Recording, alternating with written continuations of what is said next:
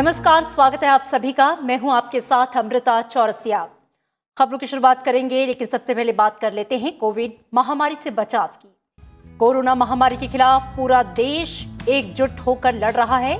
आप भी हमारे साथ सुरक्षा और बचाव के एहतियाती उपायों का संकल्प लें। अपना मास्क अच्छी तरह से पहने, 2 गज की दूरी का पालन करें, सुरक्षित दूरी बनाए रखें, साथ ही हाथों को बार बार धोएं।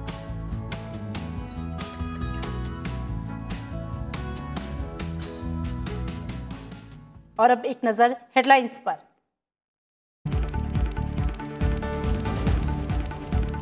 न्यायपालिका ने दृढ़ता से निभाया संविधान की रक्षा का दायित्व। गुजरात हाई कोर्ट के हीरक जयंती समारोह में प्रधानमंत्री नरेंद्र मोदी ने कानून के शासन को बताया भारतीय संस्कृति और मूल्यों का आधार। कहा, न्यायिक प्रणाली के आधुनिकीकरण के प्रयासों में बड़ी भूमिका निभा रहा है आत्मनिर्भर अभियान।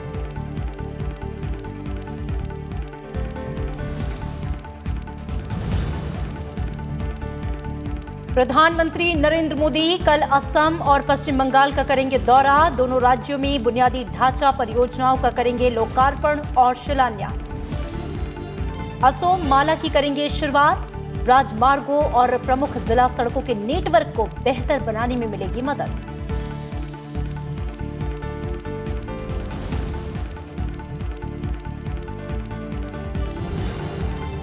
चीन के साथ 9 दौर की सैन्य वार्ता के बावजूद जमीनी स्तर पर नहीं दिखा कोई प्रभाव।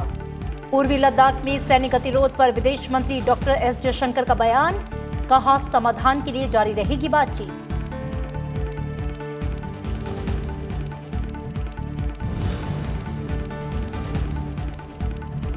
कोविड-19 टीकाकरण में 21 दिनों में 50 लाख के स्तर पर पहुंचने वाला सबसे तेज देश बना भारत। 56 लाख से अधिक लोगों को अब तक लगाया गया टीका। देश में कुल कोरोना संक्रमित मामलों में सक्रिय मामलों की तादाद केवल 1.37%।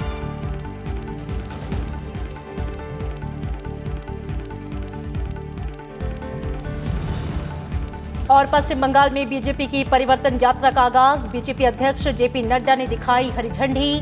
ममता बनर्जी सरकार पर राज्य में केंद्र की योजनाएं लागू नहीं करने का लगाया आरोप।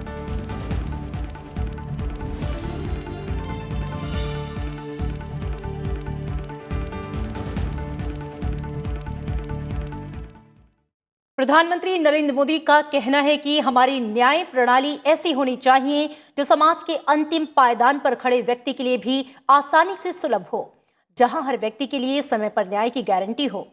गुजरात उच्च न्यायालय के हीरक जयंती समारोह को वर्चुअल तरीके से संबोधित करते हुए प्रधानमंत्री ने कहा कि सरकार इस दिशा में काम करने के लिए निरंतर प्रयास कर रही है। प्रधानमंत्री नरेंद्र मोदी ने गुजरात उच्च न्यायालय के हीरक जयंती समारोह को वर्चुअल तरीके से संबोधित किया। उन्होंने गुजरात उच्च न्यायालय की हीरक जयंती की स्मृति में डाक टिकट जारी किया। इस समारोह में विधि और न्याय मंत्री रविशंकर प्रसाद, गुजरात के मुख्यमंत्री विजय रूपाणी, उच्चतम न्यायालय और गुजरात उच्च न्यायालय के न्यायाधीश भी शामिल हुए। प्रधानमंत्री ने कहा कि हमारी न्यायपालिका ने सकारात्मक और रचनात्मक व्याख्या करके संविधान को मजबूत किया है। हमारी जुडिशरी ने हमेशा संविधान की रचनात्मक और सकारात्मक व्याख्या करके खुद संविधान को भी मजबूत किया है। देशवासियों के अधिकारों की रक्षा हो, निजी स्वतंत्रता का प्रश्न हो, या ऐसी परिस्थितियां रही हो जब देश हित को सर्वोच्च प्राथमिकता देनी हो, जुडिशरी ने अपने इन दायित्वों को समझा भी है और निभाया भी है। प्रधानमंत्री ने कहा कि भारतीय समाज में रूल ऑफ लॉ सदियों से सभ्यता और सामाजिक ताने बाने का हमारे संस्कार का आधार रहा है। हमारे संविधान ने न्याय की जो धारणा सामने रखी है, न्याय के जो आदर्श भारतीय संस्कारों का हिस्सा रहे हैं, वो न्याय हर भारतीय का अधिकार है। इसलिए ये जुडिशरी और सरकार दोनों का ही दायित्व है कि दुनिया के सबसे बड़े लोकतंत्र में वो मिलकर world class judicial system justice system खड़ा करें। प्रधानमंत्री ने कहा कि डिजिटल इंडिया मिशन के बदौलत देश की न्याय प्रणाली का तेजी से आधुनिकीकरण हो रहा है और 18,000 से अधिक अदालतें कंप्यूटरीकृत हो चुकी हैं। हमारे जस्टिस सिस्टम को फ्यूचर रेडी बनाने के लिए न्यायिक प्रक्रियाओं में आर्टिफिशियल इंटेलिजेंस के इस्तेमाल की संभावनाओं को भी, एआई की संभावनाओं को भी तलाशा जा रहा है। आर्टिफिशियल इंटेलिजेंस से जुडिशरी की एफिशिएंसी भी बढ़ेगी और स्पीड भी बढ़ेगी। इन प्रयासों में देश का आत्मनिर्भर भारत अभियान बड़ी भूमिका निभाने वाला है। प्रधानमंत्री ने कहा कि न्याय प्रणाली ऐसी होनी चाहिए जो समाज के सबसे वंचित तबके के लिए भी सुलभ हो। हमारा जस्टिस सिस्टम ऐसा होना चाहिए जो समाज के अंतिम पायदान पर खड़े व्यक्ति के लिए भी सुलभ हो, जहां हर व्यक्ति के लिए न्याय की गारंटी हो और समय से न्याय की गारंटी हो। आज न्यायपालिका की तरह ही सरकार भी इस दिशा में अपने कर्तव्यों को पूरा करने के लिए निरंतर प्रयास कर रही है। प्रधानमंत्री ने जानकारी दी कि सुप्रीम कोर्ट ने कोरोना वायरस वैश्विक महामारी के दौरान वीडियो कॉन्फ्रेंसिंग के माध्यम से दुनिया में सर्वाधिक संख्या में सुनवाई की। Bureau report, Rajya Sabha TV.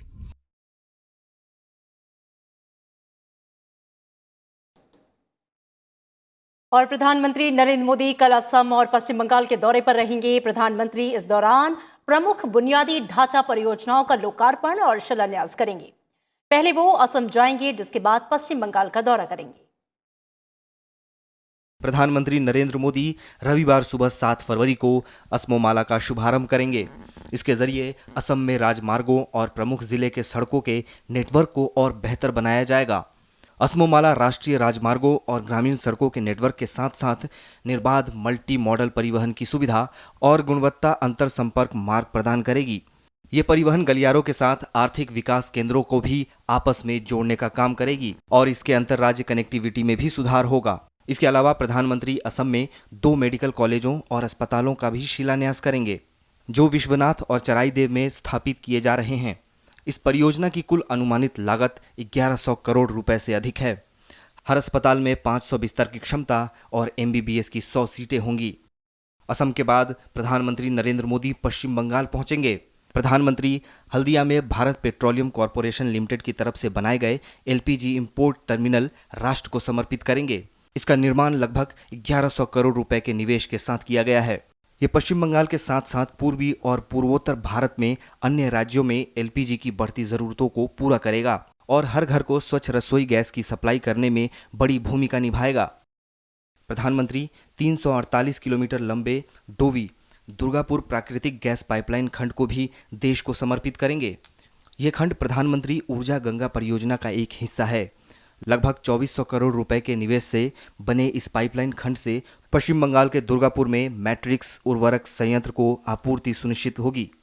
साथ ही झारखंड के सिंदरी में स्थित उर्वरक संयंत्र को पुनर्स्थापित करने में भी मदद मिलेगी। प्रधानमंत्री भारतीय तेल निगम की हल्दिया रिफाइनरी की दूसरी कैटालिटिक इशुड वैक्सीन इकाई की आधारशिला भी रखेंगे। इस इकाई की क्षमता प्रतिवर्ष 270,000 मैट्रिक टन होगी। इसके शुरू होने के बाद विदेशी मुद्रा में 185 मिलियन अमेरिकी डॉलर की बचत होने की उम्मीद है। इसके अलावा प्रधानमंत्री राष्ट्रीय राजमार्ग 41 पर हल्दिया के रानीचक में 4 लेन वाला आरोबिकम फ्लाईओवर भी राष्ट्र को समर्पित करेंगे। इससे 190 करोड़ रुपए की लागत से बनाया गया है। फ्लाईओवर के चालू होने से कोलाघाटा से हल्दिया डाक कॉम्प्लेक्स और आसपास के अन्य क्षेत्रों में यातायात की निर्बाध आवाजाही होगी। Bureau report, Rajya Sabha TV. केंद्रीय वित्त मंत्री निर्मला सीतारमण आज गुवाहाटी में चाह बागीचा धन पुरस्कार मेले के तीसरे चरण में शामिल हुई। इस कार्यक्रम में असम के 7,46,667 चाय बागान श्रमिकों को 3-3 हजार रुपए की वित्तीय सहायता दी गई। ये 224 करोड़ रुपए की कुल राशि थी। ये राशि चाय बागान श्रमिकों के खाते में सीधे जाएगी। चाय बागान के श्रमिकों को दी जाने वाली आर्थिक सहायता से जुड़ी महत्वपूर्ण योजना की ये तीसरी किस्त है। इससे पहले 2 किस्त में हर चाय बागान श्रमिकों को 5-5 हजार रुपए मिल चुके हैं। इस योजना की शुरुआत 2017-18 में हुई थी। वित्त मंत्री निर्मला सीतारमण ने कहा कि केंद्र सरकार असम में चाय बागान के श्रमिकों के कल्याण के लिए लगातार कदम उठा रही है। उन्होंने कहा कि इस बार के केंद्रीय बजट में असम और पश्चिम बंगाल के चाय बागान की महिलाओं और बच्चों के कल्याण के लिए 1000 करोड़ रुपए आवंटित किए गए हैं। आपके सरकार जो सर्बानंद जी सोनोवाल जी का, मुख्यमंत्री जी का और वित्त मंत्री डॉक्टर हिमंता बिस्वा शर्मा का रिक्वेस्ट था, उसको प्रधानमंत्री जी ने स्वीकार किया और बजट में 1000 करोड़ का घोषणा चाय बागान के महिला असम और बंगाल में जो काम करते हैं उनके लिए घोषणा हुआ है। बैंक, असम सरकार और इस पैसा, इन तीनों को सही उपयोग करते हुए आप तक अच्छे सुविधा मिलेगा, ये मेरा पूरा आश्वासन है। और बीजेपी ने आज से बजट के प्रचार के लिए देशव्यापी अभियान की शुरुआत की है। यह अभियान 6 और 7 फरवरी के अलावा 13 और 14 फरवरी को भी चलाया जाएगा। इस अभियान के तहत केंद्रीय मंत्री और बीजेपी के वरिष्ठ नेता सभी राज्यों की राजधानियों और बड़े शहरों में प्रेस कॉन्फ्रेंस कर रहे हैं। इस सिलसिले में पीएमओ में राज्य मंत्री जितेंद्र सिंह ने जम्मू में प्रेस कॉन्फ्रेंस की। उन्होंने वित्तीय वर्ष 2021-22 के बजट को भारत के आम लोगों के लिए हितकारी करार दिया। उन्होंने कहा कि बजट में स्वास्थ्य, कृषि और ढांचागत विकास पर मुख्य रूप से ध्यान केंद्रित किया गया है, जिससे आने वाले सालों में भारत मजबूत बनकर विश्व मूर्ति बनेगा।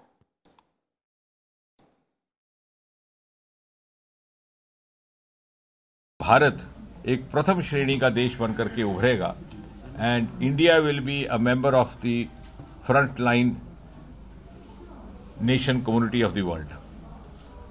और उसके लिए हम किस प्रकार उस भूमिका के लिए अपने आप को तैयार करें, मैं कह सकता हूं कि ये बजट उसका एक विजन डॉक्यूमेंट है, उसकी एक रूपरेखा है। और इसीलिए मैंने उस दिन कहा था कि normally a budget is a document of economics, but the budget 21-22 goes beyond the realms of economics and emerges as a vision document of post-COVID India. Budget के प्रचार के लिए देशव्यापी अभियान के तहत विदेश मंत्री डॉक्टर एस जयशंकर ने आज आंध्र प्रदेश के विजयवाड़ा में प्रेस कॉन्फ्रेंस की। उन्होंने कहा कि भारत कोरोना संकट और आर्थिक मंदी से उबर रहा है और वित्तीय वर्ष 2021 में सकल घरेलू उत्पाद की वृद्धि दर 11% रहने का अनुमान है। इस दौरान विदेश मंत्री ने कहा कि भारत और चीन की सेना के शीर्ष कमांडर पूर्वी लद्दाख में सैनिकों को पीछे हटाने की प्रक्रिया को लेकर 9 दौर की वार्ता कर चुके हैं और भविष्य में भी ऐसी वार्ता की जाती रहेंगी।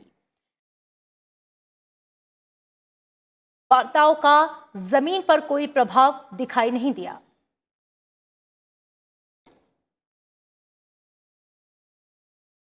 The military commanders have held 9 rounds of meetings so far. So we believe some progress has been made. But it's not yet, in a kind of situation where there is a visible expression of that on the ground. Now the military commanders are talking, and the military commanders will continue to. हर घर को स्वच्छ और पर्याप्त पेयजल उपलब्ध करवाने के मकसद से आम बजट 2021-22 में जल जीवन मिशन शहरी का ऐलान किया गया। इसके लिए 2,87,000 करोड़ रुपए का प्रावधान किया गया है। ये योजना 2021 से 2026 तक 5 वर्ष की अवधि के लिए लागू की गई है। हम आने वाले दिनों में जल जीवन मिशन को लेकर के आगे बढ़ेंगे। ये जल जीवन मिशन, इसके लिए करीब केंद्र और राज्य साथ मिलकर के काम करेंगे। 2019 में लाल किले की प्राचीर से प्रधानमंत्री ने ऐलान किया था कि घर घर तक पानी पहुंचाने के लिए सरकार अहम पहल करने जा रही है। इस साल के बजट भाषण में वित्त मंत्री निर्मला सीतारमण ने अर्बन जल जीवन मिशन के लिए 2,87,000 करोड़ रुपए देने की घोषणा की है। ये पैसा 5 साल में खर्च होगा और इसके तहत शहरी क्षेत्रों में घर घर में पीने का पानी पहुंचाया जाएगा।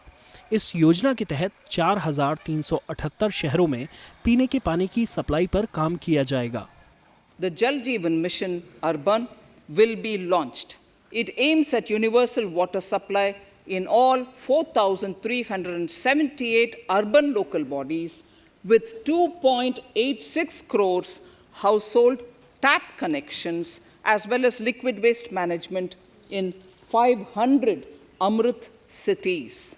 It will be implemented over 5 years with an outlay of 2,87,000 crores. केंद्र सरकार की ये योजना जल शक्ति मंत्रालय के अधीन है।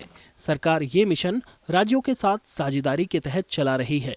योजना के तहत स्वच्छ पेयजल उपलब्ध कराने के साथ ही जल के संरक्षण और जल के प्रबंधन समेत बारिश के पानी को सुरक्षित रखने का काम भी शामिल है। बजट में प्रस्तावित रकम से 2,86,00,000 घरों तक नल कनेक्शन के जरिए पानी पहुंचाया जाएगा।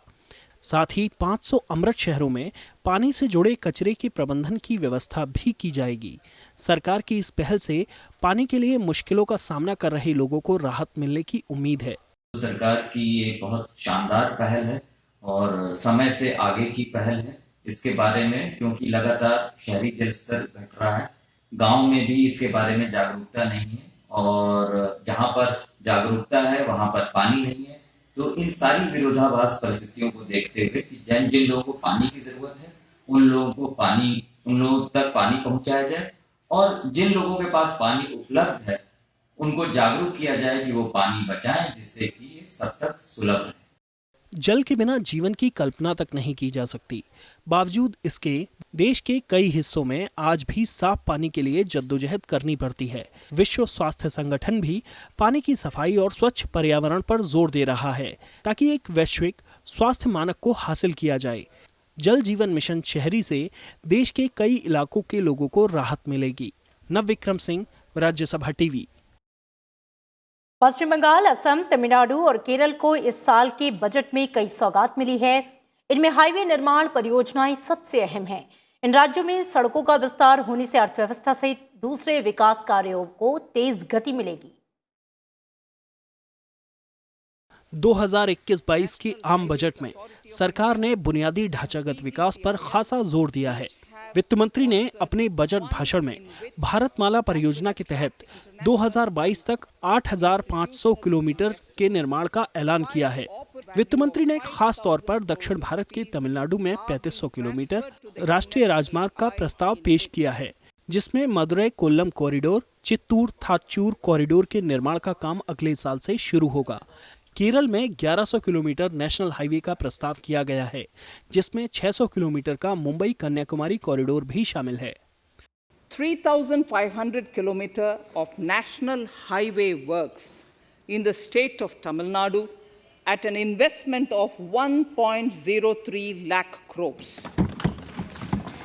Second, 1,100 kilometers of national highway works in the state of Kerala at an investment of 65,000 crores.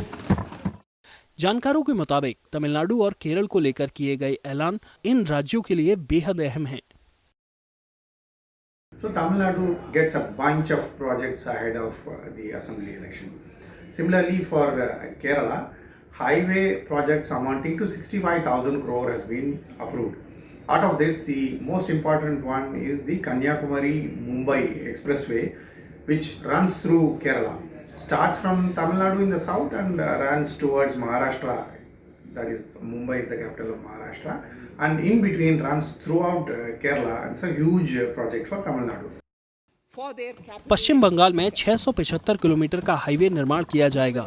Budget में असम में नेशनल हाईवे निर्माण के लिए 34,000 करोड़ रुपए देने का ऐलान किया गया है। इन पैसों से राज्य में अगले 3 साल के अंदर 1300 किलोमीटर का हाईवे बनाने का प्रस्ताव है।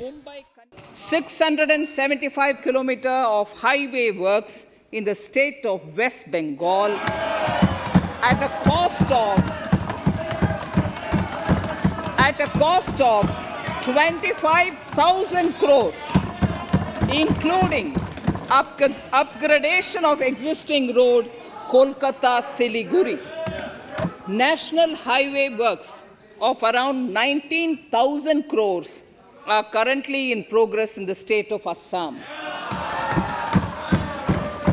Further works of more than 34,000 crores covering more than 1,300 kilometers of national highways will be undertaken in the state in the coming 3 years.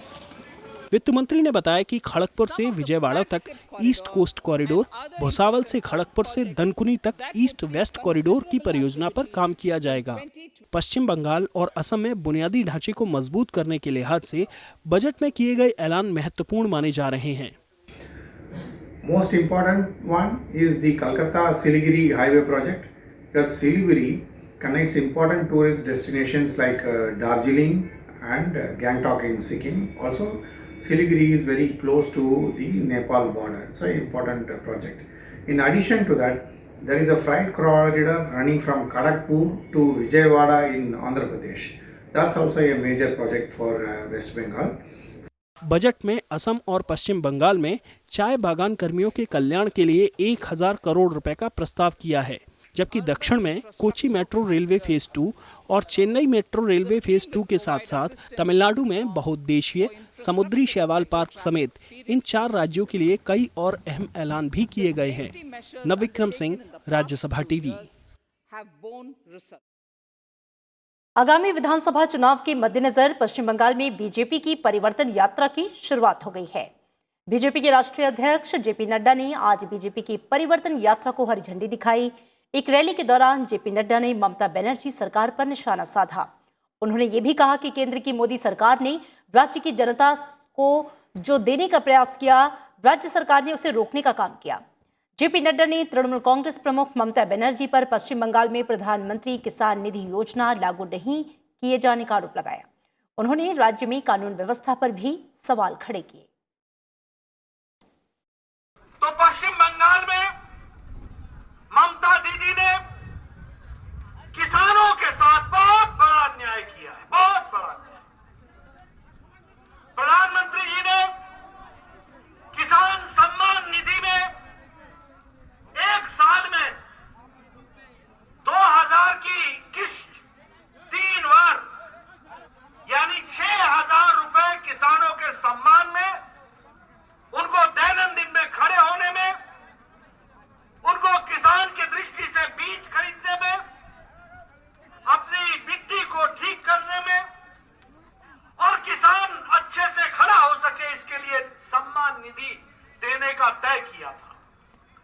लेकिन ममता दी ने अपनी जिद में, अपने ईगो के कारण, अपने अभिमान के कारण मोदी जी के इस कार्यक्रम को बंगाल की धरती पर लागू नहीं होने दिया। बीजेपी अध्यक्ष मालदा में फुआरा मोड़ से रविंद्रनाथ टैगोर की प्रतिमा तक एक भव्य रोड शो में शामिल हुए। उन्होंने कहा कि पश्चिम बंगाल की जनता ने मुख्यमंत्री ममता बनर्जी को सत्ता से बाहर करने का फैसला किया है। उन्होंने शाहपुर गांव में कृषक सुरक्षा सहभोज कार्यक्रम में हिस्सा लिया। उन्होंने कहा कि मोदी सरकार की तरफ से किसानों को सशक्त करने वाली योजनाओं पर पश्चिम बंगाल के कृषक भाई बहनों का भी बराबर अधिकार है, जिसको सुनिश्चित करने के लिए बीजेपी प्रतिबद्ध है।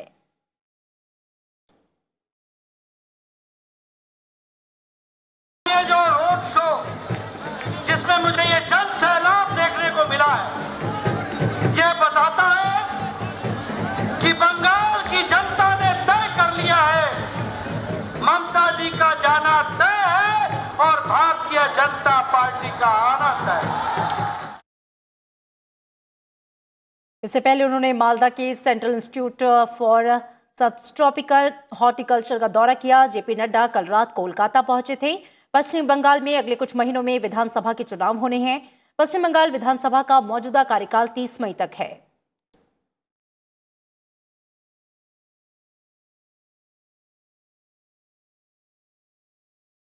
रक्षा मंत्री राजनाथ सिंह ने आज उपराष्ट्रपति एम वेंकैया नायडू से मुलाकात की और उन्हें अपने मंत्रालय के कामकाज से अवगत कराया। ये मुलाकात उपराष्ट्रपति आवास में ही। इस दौरान रक्षा मंत्री ने उपराष्ट्रपति को आंध्र प्रदेश सहित देश भर में कार्यान्वित की जा रही विभिन्न रक्षा परियोजनाओं की दिशा में हुई प्रगति के बारे में जानकारी दी। पंजाब के राज्यपाल और केंद्र शासित चंडीगढ़ के प्रशासक वीपी सिंह बदनोर ने आज उपराष्ट्रपति एम वेंकैया नायडू से उनके दिल्ली आवास पर मुलाकात की। इस औपचारिक मुलाकात के दौरान कई विषयों पर व्यापक चर्चा की गई।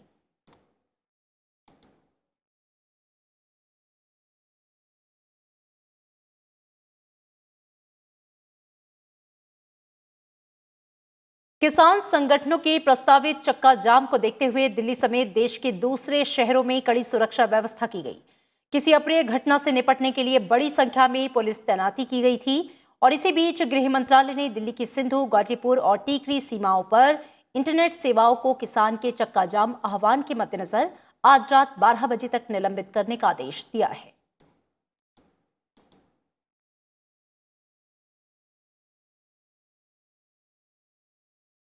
जम्मू जिला विकास परिषद के अध्यक्ष और उपाध्यक्ष पद पर बीजेपी के उम्मीदवारों को चुना गया है। बीजेपी नेता भरत भूषण को जम्मू जिला विकास परिषद का चेयरमैन, जबकि सूरज सिंह को वाइस चेयरमैन के पद पर चुना गया। वहीं श्रीनगर शोपिया चेयरमैन सीट पर अपनी पार्टी ने कब्जा किया है। श्रीनगर जिला विकास परिषद के प्रधान पद के लिए मलिक आफ्ताब चुन लिए गए। यही नहीं, अपनी पार्टी की शोपिया से डीडीसी चेयरमैन की उम्मीदवार बिल्किसा अख्तर ने भी अपने प्रतिद्वंदी को मात देकर चेयरमैन पद पर कब्जा जमा लिया।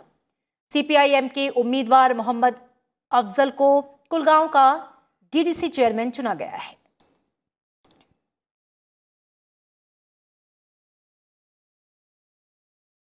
हम सब पर लोगों की बहुत बड़ी तवक्कुआत है। जहां जम्मू में 20 लाख के लगभग पॉपुलेशन है, फ्लोटिंग पॉपुलेशन भी बहुत बड़ी है। जम्मू सेफ प्लेस है जहां पर बहुत सारे पूरे जम्मू कश्मीर ड्यूटी से बहुत सारे लोग जहां पर आकर रहना पसंद करते हैं, जहां बच्चों की पढ़ाई का सिलसिला है, जहां मेडिकल फैसिलिटी अच्छी मिलती है।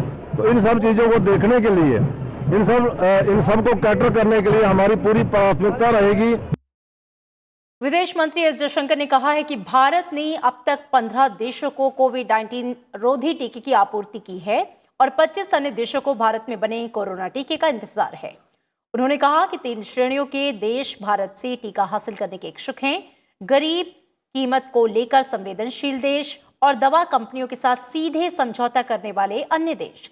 विदेश मंत्री ने कहा कि कुछ गरीब देशों को अनुदान के आधार पर टीके की आपूर्ति की जा रही है, जबकि कुछ देश उस कीमत पर टीका चाहते हैं जो भारत सरकार टीका निर्माताओं को दे रही है। विदेश मंत्री ने कहा कि प्रधानमंत्री नरेंद्र मोदी देश को विश्व की फार्मेसी के तौर पर स्थापित करना चाहते हैं। We have 3 categories of requests. Some countries have requested for medicines on we call grant basis, without payment. These are often least developed countries who don't have the resources to deal with it. वहीं देश भर में चल रहे कोविड-19 टीकाकरण अभियान के तहत अब तक 56 लाख से अधिक लोगों को टीका लगाया जा चुका है। आज 37 राज्यों और केंद्र शासित प्रदेशों में कुल 2,20,019 लोगों को टीके लगे। वहीं 3 लाख से ज्यादा फ्रंटलाइन वर्कर्स का टीकाकरण हुआ है। बिहार में 76.6%, मध्य प्रदेश में 76.1% और त्रिपुरा में 76% टीकाकरण हुआ।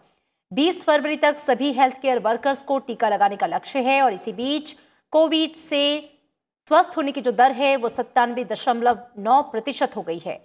अब तक 1 करोड़ 5 लाख से अधिक मरीज ठीक हो चुके हैं। सक्रिय मामलों की संख्या लगातार कम हो रही है।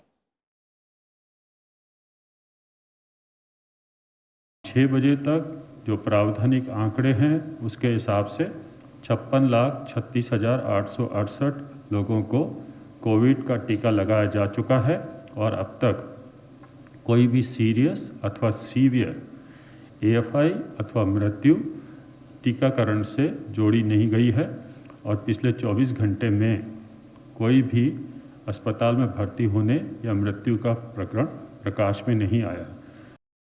केंद्रीय स्वास्थ्य सचिव राजेश भूषण ने आज वीडियो कॉन्फ्रेंसिंग के जरिए राज्यों के स्वास्थ्य सचिव और राज्यों के नेशनल हेल्थ मिशन के MD के साथ कोविड टीकाकरण की स्थिति और प्रगति की समीक्षा की।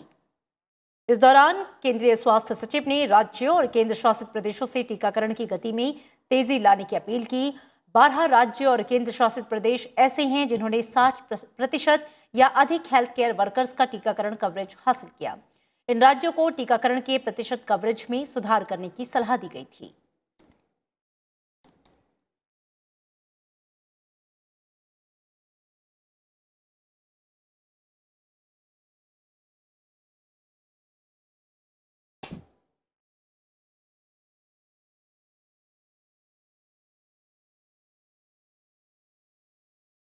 और खबरों में फिलहाल इतना ही। आगे देखिए हमारा खास कार्यक्रम देश देशांतर।